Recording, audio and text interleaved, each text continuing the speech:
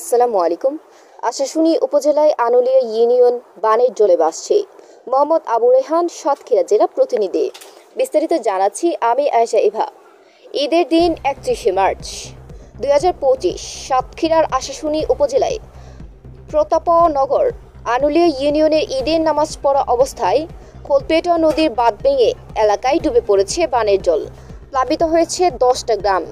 ভীষণ দুর্ভোগে আছে এলাকার জনগণ। এখনও কোনো ত্রাণ সামগ্রী পৌঁছায়নি। কয়েক হাজার কাঁচা ঘরবাড়ি পানির তলায় ডুবানো এলাকার জনগণ রাস্তার উপরে বসবাস করছে। কয়েক হাজার একর জমির ফসলে পানিতে তলিয়ে আছে মৎস্যগেট। বেড়িবাঁধ ভেঙে এলাকার দিশেহারা মানুষ। এখনও বাদ দেওয়ার কোনো ব্যবস্থা হয় নাই। স্থানীয় জনগণের সাক্ষাৎকারে লোকালে বার্তাকে বলেন, এখনও বাদ দেওয়ার কোনো ব্যবস্থা করা হয়নি। আমরা এখন ক্ষতিগ্রস্ত, আমাদের দেখার কেউ নাই। আমরা কোথায় যাব? চারিদিকে শুধু পানি আর পানি।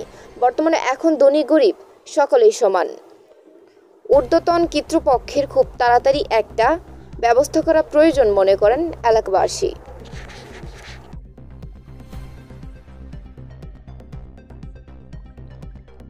মাত্র 20 প্যাকেট ত্রাণ বিতরণ করতে শেষ।